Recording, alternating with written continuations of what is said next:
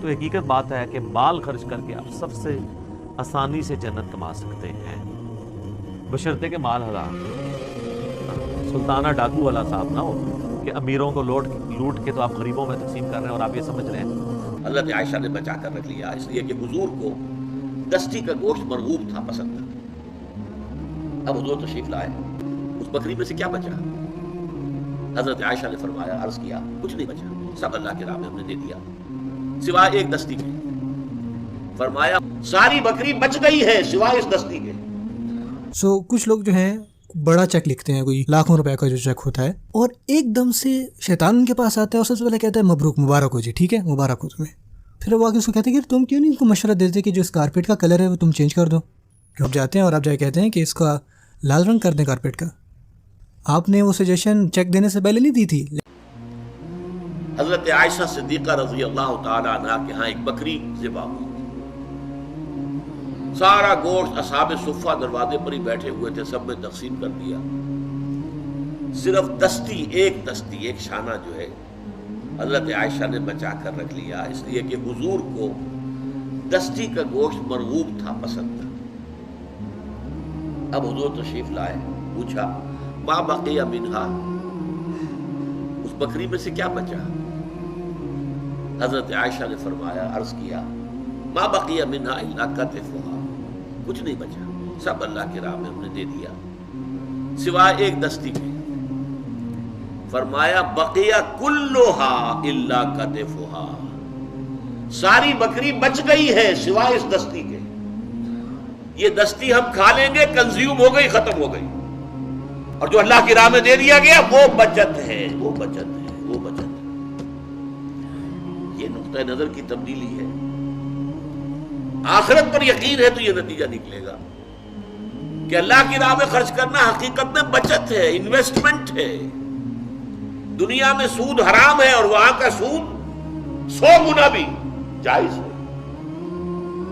سورہ بقرہ میں فرمایا گیا نا، ایک دانے کی مثال، مکئی کا ایک دانہ جو ہے زمین میں اگر وہ جڑ پکڑ لے، اس سے مکئی کا ایک پودا بنا اور اس میں سے 7 سٹے لگے ہوئے ہیں اور ہر سٹے میں 100 دانے ہیں، تو ایک دانے سے 700 دانے آ گئے نا۔ یہی مثال ہے جو مال اللہ کی راہ میں خرچ کیا جائے 700 گنا، بلکہ جس کو اللہ چاہے گا اور بھی بڑھا دے گا، اور بھی اضافہ کر دے گا۔ تو اللہ تعالیٰ کے ہاں انویسٹ کرو، وَأَنفِقُوا خَيْرًا لِأَنفُسِكُمْ، خرچ کرو۔ اس سے پہلی سورت سورہ منافقون، نفاق کے مرض کا علاج ہے انفاق، نفاق کا علاج انفاق، انفاق خرچ کرنا، لگا دینا، صرف کر دینا، دے دینا اللہ کی راہ میں۔ جتنا دو گے اتنا ہی نفاق جو ہے اندر سے دھلتا چلا جائے گا، صاف ہوتا چلا جائے گا۔ اس لیے کہ نفاق کا اصل سبب کیا ہے؟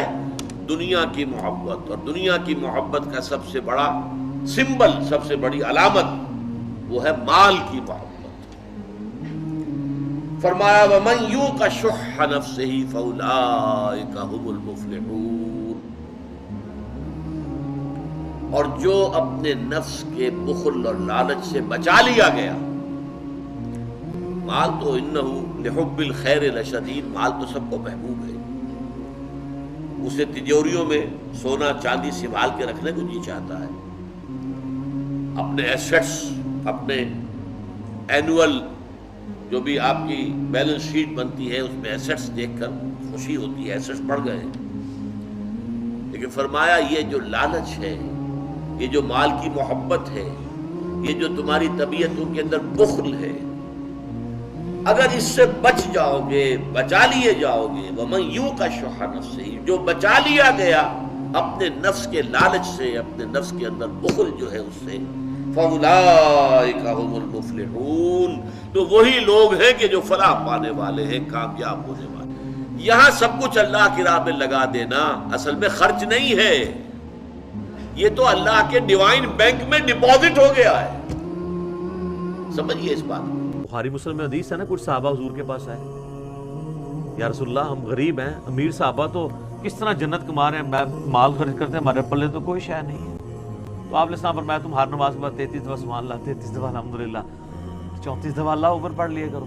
یہ تو تمہیں بھی ان کے برابر ثواب ملے گا۔ کچھ دن بعد پھر وہ حاضر ہوئے کہ یا رسول اللہ وظیفہ تو آپ نے ہمیں بتایا تھا، وہ تو امیر صاحبہ نے بھی کرنا شروع کر دیا، اب پھر ہم پیچھے رہ گئے۔ آپ فرمایا بس ذالک فضل اللہ یؤتی من یشاء، یہ اللہ کا فضل ہے جسے دے، میں اللہ کا فضل نہیں روک سکتا۔ تو حقیقت بات ہے کہ مال خرچ کر کے آپ سب سے آسانی سے جنت کما سکتے ہیں، بشرطے کہ مال حلال، سلطانہ ڈاکو والا صاحب نہ ہو کہ امیروں کو لوٹ کے تو آپ غریبوں میں تقسیم کر رہے ہیں اور آپ یہ سمجھ رہے ہیں، یا حرام مال سے آپ کوئی این جی او چلا رہے ہیں، کوئی ہاسپٹل کھولا ہوا ہے، یا آپ نے کوئی دسترخوان چلایا ہوا ہے، وہ تو اللہ کے نزدیک زیرو سے ملٹیپلائی ہے، بلکہ الٹا وہ وبال ہے۔ یا آپ احسان کر کے جتا رہے ہیں، اور اس میں ریاکاری والا جو عنصر ہے اس کو اللہ تعالیٰ بڑی ڈیٹیل کے ساتھ ڈسکس کرے گا کہ ریاکاری سے کیسے مال ضائع ہو جائے۔ صحیح مسلم میں نے کئی دفعہ حدیث بتائی ہے کہ قیامت والے دن ایک شہید کو، ایک سخی کو اور ایک قاری کو بلایا جائے گا، اللہ تعالیٰ ہر ایک کو اس کی نعمتیں گنوائے گا جو اللہ نے اس پہ کی ہوں گی، اور پھر پوچھے گا تو نے کیا کیا؟ شہید کہے گا یا اللہ جان تھی دے دی، اللہ فرمائے گا اس لیے دی کہ تاکہ تو لوگ تجھے بہادر کہیں، تو دنیا میں تجھے تمغہ مل چکا ہے بہادری کا، میرے ہاں تیرے لیے اب کچھ نہیں ہے، اوندھا منہ کر کے دوزخ میں، وَلِعَاذُ بِاللَّهِ تَعَالَى۔ اور سخی کو جب بلایا جائے گا وہ کہے گا یا اللہ تیری راہ میں اتنا خرچ کیا، تیرے علم میں نیم پلیٹس بھی لگوائی اپنے نام کی، این جی اوز بھی کھولی، سب کچھ، یعنی آج کے دور میں اللہ فرمائے گا اس لیے تم نے کیا، لوگ تجھے کہ یہ بڑا سخی ہے، تو لوگوں نے تیری بڑی تعریف کی ہے نا، تیرے دسترخوان چلتے تھے، تیری این جی اوز چلتی تھیں، تیرے ہاسپٹلز چلتے تھے، میرے لیے تو کچھ بھی نہیں کیا تم نے، تو دنیا میں تیری تعریف بھی ہوئی، وہی تیرا اجر تھا، میرے ہاں کوئی اجر نہیں، اوندھا منہ کر کے دوں۔ پھر قرآن کے قاری کو جب بلایا جائے گا وہ کہے گا یا اللہ میں تو قرآن سکھاتا رہا، اللہ فرمائے گا تو نے اس لیے کیا کہ لوگ تجھے قاری کہیں، بڑا قرآن کا علامہ کہیں۔ سر آپ دیکھ لیں اللہ وجہ بصیرت، اگر اشتہار میں نام چھوٹا لکھا رہ جائے یا کارنر میں شفٹ ہو جائے یا چھڑا نہ ہی لکھا گیا، نال علامہ، یہ وہ پروٹوکول نہیں لکھا گیا، سر یہ وہ اشتہار والوں کے اوپر چیخ پڑتے ہیں، انسان حیران ہو جاتا ہے کہ یار یہ بندہ ہے جو لوگوں کو دین سکھاتا ہے، اس لیول پہ یہ ریاکاری کے ہوتے ہیں، اللہ کے نزدیک تو زیرو سے ملٹیپلائی ہے۔ ترمذی میں ایک حدیث ہے، جو شخص دنیا میں اللہ کی رضا کی خاطر بہترین لباس ترک کر دے گا، اللہ قیامت والے دن اسے جنت کا حلہ پہنائے گا۔ یہ نہیں مطلب کہ گندا لباس پہنے، اب یہ بھی تو نہیں ہونا چاہیے کہ آپ 10-10 ہزار کا سوٹ پہن رہے ہیں، اگر آپ 3,000 4,000 کا کاٹن کا سوٹ پہن کے باقی 6,000 اللہ کی راہ میں خیرات کر سکتے ہیں تو سر اللہ کو کیا پسند ہے؟ میں آخری دفعہ عمرے کے لیے 2014 میں گیا ہوں، آج 21 جولائی 2019 آخری دفعہ حاج میں پہلے ہی کر بیٹھا، تو اور وہ بھی زبردستی مجھے میری وائف گھسیٹ کے لے گئی۔ میرا اس سے یہی جھگڑا تھا کہ اس سے بہتر مصرف مال کا موجود ہے جہاں پہ آپ لگا سکتے ہیں۔ ٹھیک ہے جو مکے میں رہ رہا ہے، مدینے میں رہ رہا ہے، وہ ہر سال کرے حج عمرے، کوئی عرض نہیں ہے، لیکن ادھر ایک بندہ پورا سال پیسے جوڑتا رہتا ہے اور اینڈ پہ جا کے خود عمرہ کر کے آ جاتا ہے، اور پھر جاتے ہوئے بھی ساروں کو مصیبت ڈال کے جاتا ہے کہ وہ ساروں سے کو ملتا ہے، اور واپسی پہ مصیبت ڈالتا ہے کہ وہ ایکسپیکٹ کر رہے ہوتے ہیں اس کو آگے سارے ملیں، اور جو نہیں ملتے اسے ناراض ہوتے ہیں۔ تو یہ عمرے تو ہمیں بڑے مہنگے پڑ رہے ہیں سر، رشتہ داروں کو تو بڑے مہنگے پڑتے ہیں اس طرح کے عمرے، اور ریاکاری کی نظر ہو چکے۔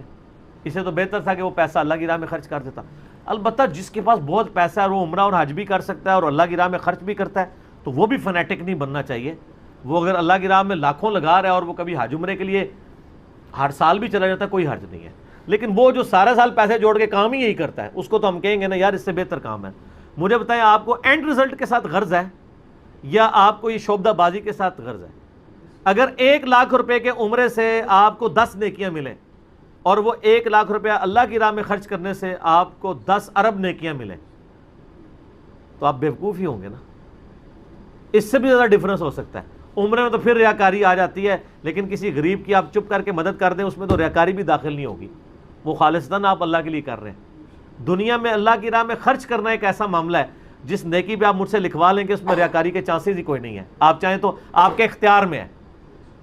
نمازوں کی قبولیت آپ کے اختیار میں نہیں ہے، اور کئی معاملات ہیں جو آپ کے اختیار میں نہیں ہیں، ایون روزے کو آپ چھپا بھی لیں گے لیکن روزے میں بری حرکتیں ہوگی وہ بھی آپ کے اختیار میں نہیں، کسی حد تک کی گناہوں سے بچ سکتے ہیں، بد نگاہی سے بچ سکتے ہیں، لیکن سر مال خرچ کرنا ایک ایسی چیز ہے، 24 کیرٹ سونا ہے، تھوڑی سی ایفرٹ سے آپ 100% رزلٹ لے سکتے ہیں۔ کیا آپ اللہ کی رضا کی خاطر کسی کو دے دیں، بات ختم، نہ کسی کو پتا، نہ وہ ضائع ہوگا، نہ آپ کو اس وقت کوئی اور ایشو ہوگا۔ باقی معاملات میں تو روزے کی حالت میں تو آپ نے بڑی بڑی چیزوں کا خیال رکھنا ہے خرچ کرنے میں۔ اسی لیے میں اکثر کہتا ہوں کہ قرآن حکیم میں نماز پڑھنے کے لیول کی جو چیز ترغیب دلائی گئی ہے وہ اللہ کی راہ میں انفاق فی سبیل اللہ ہے، اور انفاق فی سبیل اللہ، اللہ کی راہ میں خرچ کرنا وہ نیکی ہے جو دنیا میں سب سے آسان ذریعہ ہے جنت کمانے کا، بشرطے کہ آپ خرچ کرنے کے لیے تیار ہو جائیں، کیونکہ یہ پیور نیکی ہوتی ہے۔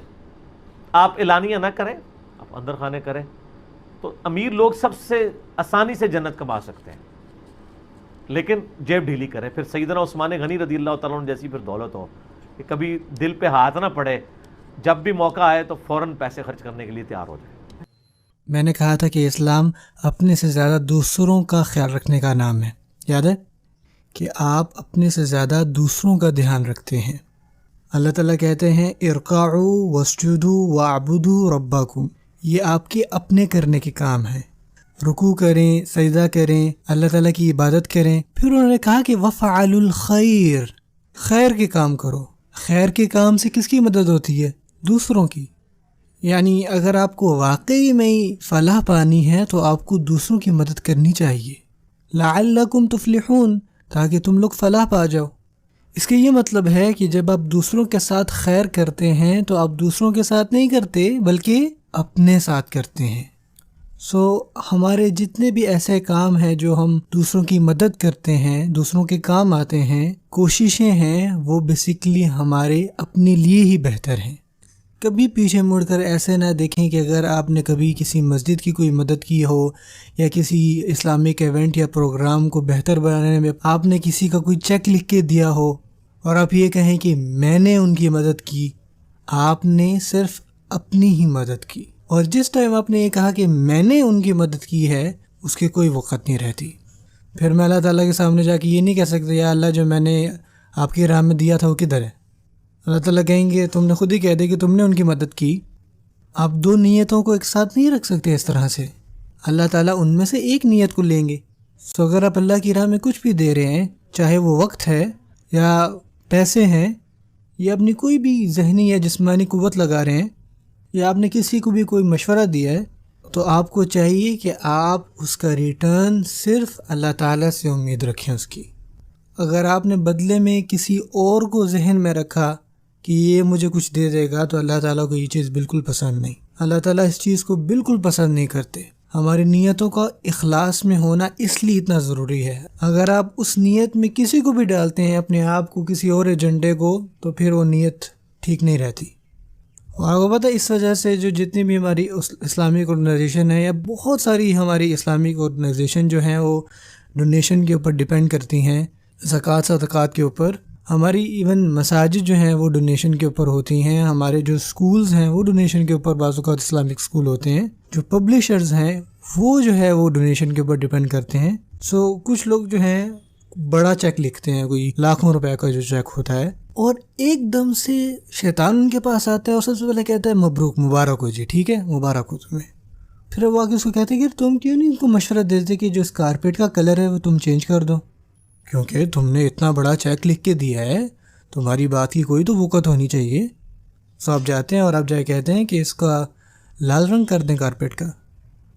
آپ نے وہ سجیشن چیک دینے سے پہلے نہیں دی تھی، لیکن جیسے ہی آپ نے چیک دیا تو اب آپ کی جو سجیشن ہے وہ 30-40 ہزار ڈالر کی بن جاتی ہے، اور آپ یہ امید رکھتے ہو کہ جو آپ کی سجیشن ہے، آپ کی بات ہے، اس کی بہت زیادہ قدر ہونی چاہیے، بہت زیادہ قدر و قیمت ہونی چاہیے۔ اور ایسا پتہ کیوں ہوتا ہے؟ کیونکہ آپ نے پیسے دیے، اور پھر آپ کی نیت صرف یہ نہیں ہوتی کہ آپ نے اللہ تعالیٰ کے لیے اس کو دیا تھا، بلکہ یہ ہوتا ہے کہ اب آپ کی بات کی کوئی زیادہ اہمیت ہے، اور اس صدقے سے پھر آپ کو وہی ملے گا، صرف وہی۔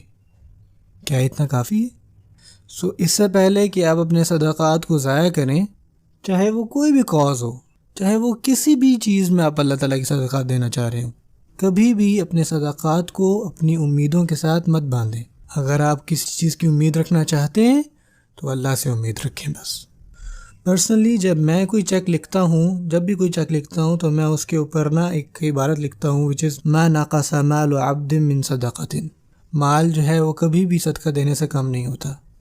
اور میں اپنے آپ کو یہ ریمائنڈ کرواتا ہوں کہ میں صدقہ کیوں دے رہا ہوں، اور میں اصل میں یہ سوچتا ہوں کہ یہ جو ہے میں اپنے آخرہ کے اکاؤنٹ میں ڈال رہا ہوں، اور میں اپنے آپ کو یہ ریمائنڈ کرواتا ہوں کہ یہ چیزیں مجھے تب کام آئیں گی جب میں مٹی میں جا چکا ہوں گا۔ اگر آپ ابھی کسی سے امید رکھیں گے تو پھر آپ کو بعد میں کچھ بھی نہیں ملنے والا۔ اللہ تعالیٰ ہمیں جو ہے عمل کرنے کی توفیق عطا فرمائے۔